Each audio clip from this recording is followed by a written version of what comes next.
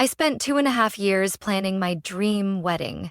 Every detail was carefully thought out. From the romantic beachfront venue in Charleston, South Carolina, to the exquisite menu featuring all my favorite dishes. Andrew, my fiancé, and I had been in love for nearly 4 years, and I had always believed we would have a happy marriage. Everything seemed perfect, except for one major issue. Andrew's parents had never accepted me. His mother, Vivian, always carried herself with an air of elegance and coldness. The first time we met, she scanned me from head to toe, as if evaluating whether I was worthy of joining their family. His father, William, was quieter but always distant. He spent most of his time bragging about his investments and the exclusive clubs he was a member of. I didn't come from a prestigious family. My parents were hardworking people, and I was proud of that. I had no interest in elite circles, extravagant dinners, or luxury trips meant for showing off. I loved Andrew for who he was, not for his family or wealth. But to Vivian and William, that didn't matter. They always believed their son could find someone better. Andrew used to tell me not to worry. They'll come around. He reassured me every time I expressed my concerns, but I knew it was an empty promise. Over the years, they had never changed the way they saw me, and I was beginning to realize that I wasn't just marrying Andrew. I was stepping into a family that never wanted me there. Still, I tried. We sent out invitations, picked out wedding flowers, tried on dresses, and sampled cakes. I spent hours meticulously planning every detail of our big day, while Vivian remained indifferent to everything I did. But that didn't stop me from looking forward to the moment I would officially become Andrew's wife. And then, just 1 week before the wedding, everything fell apart. I still remember that afternoon vividly, exactly 1 week before our wedding, when Andrew showed up with a slightly forced smile. "My parents just planned a trip," he said, avoiding my gaze. I set my teacup down, frowning slightly. "Now? Yeah, just a short getaway to Palm Beach. They said it's a family tradition. A little vacation before someone gets married." I had never heard him mention this tradition before, and if it was so important, why hadn't they brought it up earlier? "Why so last minute?" I asked, trying to keep my voice calm. Andrew shrugged. "They just want to spend some time with me before everything changes. You know, like parents wanting one last moment with their son before he becomes a married man." It sounded reasonable, but something felt off. I stared at him, searching for any sign of hesitation, and just as I feared, Andrew avoided my eyes. "Can I come?" I asked, half joking. He laughed, but it wasn't genuine. "You know my mom wouldn't like that." A wave of coldness washed over me. Of course, Vivian would never allow me to come. In her eyes, I had never been part of their family. "How long?" I asked. 4 days. Leaving Thursday, back on Sunday." I clenched my hands under the table. 4 days, right before the wedding? Strange. But I didn't want to turn it into an argument, especially since Andrew already seemed set on going. I smiled and nodded. "Then go, but come back soon." Andrew kissed my forehead, as if reassuring me, then quickly left. A few days later, he left for the trip, and by Saturday night, everything collapsed. I was sitting on my couch, reviewing the guest list one last time, when I got a call from Sophie, my best friend. "Joe," her voice was tense. "He's here." I frowned. "Who?" "Andrew." My heart skipped a beat. "What? What do you mean?" "I'm at the Royal Lounge, a high-end bar in downtown Palm Beach. I swear, Andrew is here, and you won't believe who he's with." My throat went dry. "Who?" "His parents and a girl. Younger than you, blonde, looks rich and stuck up." Heat spread through my body. "Are you sure it's him?" "I saw him with my own eyes, Joe. Not only that, but all three of them, Vivian, William, and that girl, are laughing and chatting with Andrew like they're a perfect family. And he doesn't look uncomfortable or anything." The world around me blurred. "Did you see them doing anything inappropriate?" I asked, my voice tight. Sophie hesitated. Andrew put his hand on her waist, as they walked into the VIP section. I gripped my phone tightly. "Joe?" Sophie's voice was filled with concern. "I'm here. Do you want me to do anything? Take pictures, record them, confront him?" I took a deep breath, trying to steady myself. If Sophie had seen them, chances were other people had too. If this was really what I thought it was, I needed proof. "I need evidence," I whispered.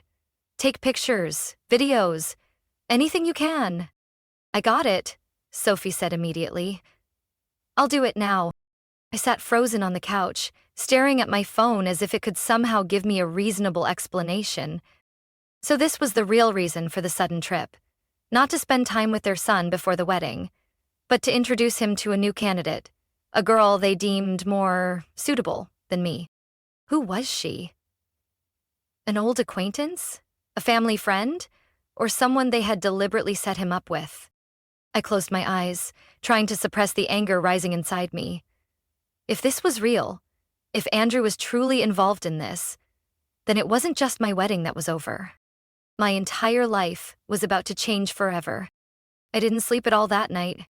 My phone sat on the table, filled with Sophie's messages, along with a few hastily taken photos. The quality wasn't crystal clear, but it was enough to recognize Andrew and that girl sitting close together, laughing like they had known each other for ages. In another photo, Vivian was resting her hand affectionately on the girl's shoulder, as if she had already welcomed her into the family. I couldn't believe it. But anger wasn't enough. I needed more. I needed solid, undeniable proof. The next morning, I called Mark Reynolds, a private investigator Sophie had once hired when her sister suspected she was being scammed in business. He picked up on the first ring, his voice calm and professional. "I need to investigate someone," I said bluntly. Mark wasn't surprised. "Tell me what you know, and I'll take care of the rest." I sent him the location of the bar, the hotel where Andrew and his family were staying, and the photos Sophie had taken. I wanted to know who that girl was, why she was with Andrew and his family, and most importantly, what they had been doing throughout the trip. Mark promised to update me as soon as he had anything. 48 hours passed in absolute tension. I didn't text or call Andrew. I waited. And then, on Tuesday morning, my phone rang. "Mark, I have information." An hour later, I sat in my usual cafe with Mark, my stomach in knots. He placed a folder in front of me, along with a USB drive. "I think you'll want to see for yourself." I opened the folder. The first page contained the personal details of the girl. Her name was Lauren Davis, 26 years old, the daughter of a wealthy businessman in Florida. Private school education, involved in multiple social events. The kind of person Vivian and William would undoubtedly consider worthy of their family. I turned to the next page. The first image. Andrew and Lauren sitting close together at an upscale restaurant. Far too intimate to be dismissed as coincidence. The second image. Vivian talking to Lauren at the bar, with William nodding along as if agreeing to a plan. The third image. Andrew and Lauren walking out of a jewelry store together. My stomach twisted. "There's more," Mark said, sliding the USB toward me. "I have a few video clips, especially this one." He opened his laptop, plugged in the USB, and pressed play. On the screen, Vivian and Lauren sat in the hotel bar, cocktails in hand, their voices clear through the hidden microphone Mark had used. Vivian leaned toward Lauren, speaking with absolute confidence. "As long as you do your part well, I'll handle the rest. Josephine was a mistake. She doesn't belong in this family. We just need to make Andrew see that." Lauren let out a soft laugh. I have a feeling he already has. I felt my entire body freeze. Mark paused the video, looking at me with sympathy. "Vivian and William didn't just take Andrew on a trip. They orchestrated this.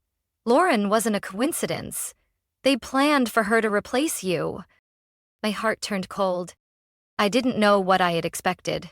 Maybe an explanation, a possibility that this was all a misunderstanding. But no, everything was crystal clear. Andrew hadn't just been led into this. He had willingly participated. I stared at the laptop screen. This wasn't just about a trip. This was a carefully planned betrayal. I clenched my fists. If you want to dig deeper, Mark offered, I can. I shook my head, taking a deep breath. No need, I have enough. Enough to know I could never marry Andrew. Enough to realize this family would never accept me. And most importantly, enough to make sure they knew I wouldn't quietly disappear. Their game was over. They just didn't know it yet. I didn't have to wait long. Andrew returned on Tuesday night, a day later than planned, and I knew why. He didn't want to face me. When he stepped into my apartment, the air immediately grew heavy. He lingered near the door, as if ready to leave at any moment. Josephine, he said, his voice tense. We need to talk. I nodded calmly, already knowing exactly what was coming. I pulled out a chair, motioning for him to sit. Andrew hesitated before lowering himself onto the seat across from me, his eyes avoiding mine. I'm listening, I said, keeping my tone light enough not to alarm him, but sharp enough to make him uneasy. He exhaled, rubbing his hands together. I think we should take a break. I stared at him. A break? Andrew nodded, still avoiding my gaze. I just think maybe we need to take some time to think. Everything is moving so fast, and I'm not sure if this is the right decision. I stayed silent for a few seconds. Then I smiled. How interesting, I said, reaching for a folder on the table and placing it in front of him. Because I just got some information about your trip. Andrew's entire body tensed. Take a look. I gestured. He opened the folder. The first image, Andrew and Lauren at the restaurant, sitting so close their shoulders nearly touched. The second image, Vivian smiling at Lauren in the bar, an expression full of meaning. The third image, Andrew and Lauren leaving a jewelry store together. I watched as horror slowly spread across his face while he flipped through the pages, eventually reaching the last section. A transcript of text messages Mark had retrieved from Lauren's phone. Messages from Vivian. Just spend time with him. We'll take care of the rest. Andrew swallowed hard, flipping to the final page. A screenshot from the video at the bar where his mother promised Lauren that this wedding would never happen. I crossed my arms, watching him. Do you have anything to say? I asked, my voice steady. Andrew set the folder down, his hands shaking. Josephine, I can explain. I raised an eyebrow. Explain? Explain how your mother arranged a meeting with another woman right before our wedding? Or explain how you let it happen so easily? His hands clenched into fists, his expression flustered. I didn't do anything on purpose, he blurted out. I just wanted to keep the peace. I didn't want to make my mother angry. I didn't want to cause trouble. I let out a short, humorless laugh. Keep the peace? I repeated, my gaze sharp. You think letting your family sabotage your own wedding is keeping the peace? Andrew fell silent. And at that moment, the door swung open. Vivian walked in as if she owned the place, followed closely by William. In her hand was a notebook, probably my wedding planner, something that no longer meant anything. Can we talk like adults? Vivian said, her voice carrying its usual authority. I leaned back in my chair, arms crossed. Oh, you want to talk? Great. I have all evening. She glanced at the folder on the table, her eyes narrowing slightly. This is ridiculous. Josephine, you're overreacting. I let out a light laugh. Overreacting? You mean I'm not supposed to react when my fiancé's mother hires another woman to replace me right before my wedding? William spoke coldly. We only want what's best for Andrew. We don't think you're the right long-term choice. A cold fury spread through me. I turned to Andrew. Did you know about this? He was silent for too long. And that said everything. I took a deep breath, locking eyes with Vivian. You think you get to choose your son's wife? She gave a small, dismissive smile. I'm just making sure my son doesn't make a mistake. My phone buzzed on the table. I glanced at it. A message from Sophie. Lauren is still in Palm Beach. She just bragged to her friends that Andrew's family made sure this wedding would never happen. I set my phone down and looked directly at Vivian. "Well, I have good news for you," I said, my voice calm but carrying the weight of a verdict. "You got what you wanted." I stood up, grabbed the folder, and slid it toward Andrew. "This wedding is off." Andrew's face went pale. "Josephine!" "I'm done, Andrew." I held his gaze for a long moment, letting my words sink in. "I'm not marrying someone who can't stand up for himself. I'm not marrying into a family I'll have to fight against for the rest of my life." I turned to Vivian and William. "Congratulations, Andrew is free of me. But let's see if anyone actually wants to be a part of a family like this." And with that, I walked out of my own apartment, leaving Andrew, Vivian, and William standing there in silence. I slammed the door behind me, taking a deep breath, but the air felt thick. I was shaking, but not from sadness. There were no more tears, no more pain. Only a quiet, simmering rage, pulsing through every part of me. I couldn't stop here. I needed to know the full truth. I grabbed my phone and dialed Sophie. She answered on the first ring. "You okay, Joe?" "I'm fine," I said firmly. "But I need to know more. Lauren, what else did she say?" Sophie hesitated for a second, then sighed. "Joe, you won't believe this." "Try me." "Last night, Lauren was bragging to her friends that Vivian paid her to go on this trip. And I don't just mean covering flights and hotels. There was cash, gifts, and a promise of a secure future if she did her part right." I felt my chest tighten. Her part? "Yeah. She said Vivian promised that if she could get Andrew interested, she'd make sure Lauren had a place in the family. Basically, they wanted to swap you out for her." I clenched my jaw. Everything became painfully clear. This wasn't just a casual trip. This wasn't just some new friend Andrew happened to meet. This had been orchestrated from the start. "You're sure about this, Sophie?" "Joe, I recorded it." I went still for a few seconds. She continued. "I left my phone on the table when Lauren was talking. I got her voice, crystal clear, talking about how Vivian promised to push you aside." I put my phone on speaker, opened my laptop, and downloaded the recording from Sophie. Pressing play, Lauren's voice came through, clear, undeniable. "Vivian told me Andrew wouldn't marry Josephine. She said I just had to make him hesitate a little. Once the wedding was called off, she'd take care of the rest." Silence. I let out a quiet laugh, but inside I was burning. I stopped the recording and took a deep breath. "I think," I said slowly, "it's time Andrew heard this. I didn't warn him before showing up at his place. I didn't want to give him time to prepare a lie." When the door opened, Andrew froze at the sight of me. "Joe," he frowned. "I thought we were done talking." I gave a cold smile and pulled out my phone. "Oh no, we're not done, Andrew." I pressed play. Lauren's voice echoed through his apartment. "Just had to make him hesitate a little. Once the wedding was called off, she'd take care of the rest." Andrew's face went from pale to deep red. What is this?" he stammered. "Proof." I slipped my phone back into my pocket. "Were you going to tell me your mother paid Lauren to seduce you? Or were you just going to stay quiet, like every other time?"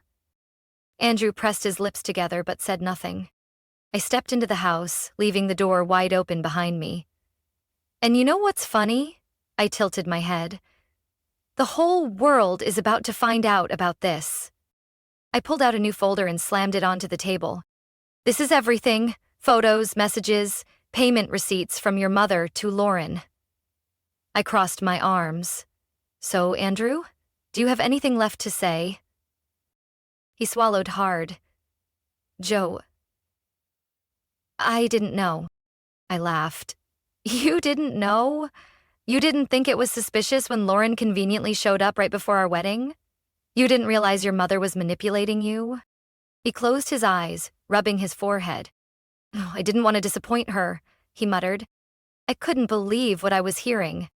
"So you didn't care about hurting me as long as your mother was happy?" I crossed my arms tighter. He stayed silent. And that was my answer. I took a step back, as if I was finally seeing him clearly for the first time. "You never stood by me," I said slowly. "You let them do this, and you didn't stop them." Andrew didn't argue. I shook my head and picked up the folder. "Fine," I said, a faint cold smile on my lips. "If you won't pick a side, I'll pick for you." Andrew frowned. "What does that mean?" I turned toward the door, glancing at him one last time. "It means," I said, my voice sharp, "your mother is about to regret messing with me." And with that, I walked out, leaving Andrew drowning in his own silence. I didn't just walk away quietly. If Vivian thought she could manipulate everything to her liking without consequences, she was wrong. I spent the entire night planning, and the next morning I sent a group message to Andrew, Vivian, William, and Lauren. "We need an emergency meeting at the wedding venue at 2 p.m. If you want to clear things up before it's too late, be there." I didn't explain further. I wanted them to worry, to ask themselves 1,000 questions. And I knew for sure that Vivian wouldn't be able to resist an invitation like this. The wedding venue was supposed to be the place where I exchanged vows with Andrew. But today, it was just a stage where I would expose everything they had done. Vivian and William arrived first, walking in with their usual air of superiority, as if they were still in control. Lauren followed shortly after, her wavy blonde hair perfectly styled, her eyes glinting with smug confidence. And then Andrew walked in. He looked like he hadn't slept in days. But I didn't care anymore. I didn't waste time. Once they were all seated, I turned on the projector. The first image appeared on the screen, Vivian sitting at the hotel bar in Palm Beach, speaking to Lauren. "As long as you do your part well, I'll handle the rest." Vivian stiffened. William leaned back in his chair, his face hardening. Andrew leaned forward slightly, his eyes locked on the screen. The next image, Lauren and Andrew outside a jewelry store, laughing and talking closely. Lauren let out a small laugh, crossing her legs, her voice full of defiance. "So what? You're just trying to turn this into some unnecessary scandal?" I raised an eyebrow and pressed play on the next video clip. On the screen, Lauren's voice rang out, chillingly clear. "Vivian told me Andrew wouldn't marry Josephine. She said I just had to make him hesitate a little. Once the wedding was called off, she'd take care of the rest." Silence filled the room. Lauren froze, but tried to maintain her composure. "You have no right to invade my privacy." I laughed, shaking my head. "Privacy? You tried to destroy my wedding, and now you want to talk about privacy?" Andrew lowered his head, rubbing his forehead. I turned to him. "Did you know about this?" He didn't answer immediately, and that alone was an answer. Vivian still wasn't ready to back down. "Josephine, don't be so emotional. We were simply introducing Andrew to better options. What's so wrong about that?" I clenched my fists, locking eyes with her. "What's wrong is that you don't get to make that decision for your son. What's wrong is that you can't respect his choices. And most importantly, you thought I would just sit back and tolerate it." William finally spoke, his voice low and firm. "We were only thinking about Andrew's long-term future." Andrew lifted his head, looking at his father. "Long-term future?" His voice wavered. "By arranging for me to betray the woman I was supposed to marry?" Vivian's grip tightened on the straps of her purse, but she said nothing. I turned to Andrew, my voice calm but sharp. "Do you see it now, Andrew? This is how they treat you. Like a puppet, a piece on a chessboard for them to move however they please." Andrew swallowed hard, but still didn't say a word in my defense. Lauren clicked her tongue, then let out a quiet chuckle. "Well, either way, you're not really a problem anymore." She shrugged. "Andrew's already made his choice." I gave her a small, knowing smile and nodded. "You're right." I turned to Andrew, holding his gaze for a few seconds. "You had so many chances to stand by me," I said, my voice void of anger, filled only with pure disappointment. "And you never did." Andrew opened his mouth as if he wanted to say something, but no words came out. I shut my laptop and picked up my bag. "Then go ahead and do what you do best, Andrew," I said, my voice light but weighted with meaning. "Stay silent and let your mother decide for you." And with that, I walked out of the room without looking back. No more wedding, no more Andrew, no more toxic family. And for the first time in months, I felt freer than ever. I left the wedding venue without a single glance back. No final words, no further explanations. Everything was already crystal clear. I didn't need to hear any more justifications. What I had done wasn't just canceling a wedding. I had freed myself from a toxic family, a man who never had the courage to stand up for me, and a future I had almost been trapped in. A few hours later, I sat in my apartment, reading messages from friends and family, people who had just heard that the wedding was off. Some were shocked, some were furious on my behalf, but what surprised me most was that nearly everyone said I had made the right decision.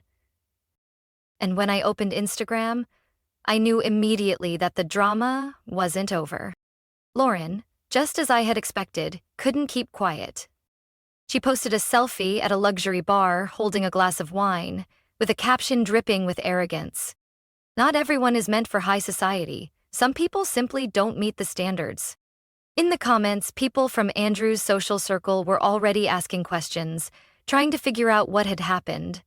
Some defended me, some tried to stay neutral, but regardless of what they said, the rumors had already spread. I sighed, but not out of sadness, just sheer exhaustion at their shamelessness. Within a week, Andrew's family's reputation collapsed in a way they never saw coming. The high-profile wedding guests, the influential business and social figures, began to distance themselves from Vivian and William as the truth unraveled. Turns out, not everyone approved of a family that treated marriage like a business transaction. Some of Andrew's closest friends even cut ties with him, not because they were particularly loyal to me, but because they didn't want to associate with a man who had no backbone, someone who let his mother dictate his life. Vivian desperately tried to regain control of the situation. She hosted a private event to show that their family was still intact, but no one cared anymore. No one wanted to be labeled as someone who supported a staged, manipulative scheme to break up a wedding. And Lauren? She lasted exactly 3 weeks with Andrew. 3 weeks. At first, she was by his side constantly, enjoying the attention from those curious about the scandal. But when she realized Andrew had no control over his family's finances, when she understood there was no extravagant wedding, no elite status to claim, she left without a word. Andrew was left alone, with a disgraced family and a life that was no longer his to control. And me? I didn't spend time crying over what was lost because I lost nothing at all. Instead, on the day I was supposed to walk down the aisle, I did something I never thought I would. I threw a non-wedding party. My friends showed up in full force, bringing wine, cake, and glamorous outfits as if we were attending the most extravagant celebration. There were no tears, no regrets, just laughter, music, and an overwhelming sense of freedom. I wore a deep blue silk dress, the one I had chosen to replace my wedding gown, and stood in the middle of my living room, a glass of wine in hand. Sophie looked at me and smiled. "How does it feel?" I thought for a moment, then grinned wider than ever. I've never felt better. And that wasn't a lie. I had escaped a disastrous marriage before it even began. I no longer had to fight for a family that would never respect me. I no longer had to be with a man who lacked the courage to stand up for his own love. I lost nothing. In fact, I had just reclaimed everything. As I cut into the wedding cake, the only thing left from what had been planned. I didn't feel heartache or bitterness. I laughed, scooped a bite with my fork, and savored it. "Sweeter than any wedding," I murmured. And as the music played, as I danced with my friends under the glittering lights, I realized the most important thing of all. I had won.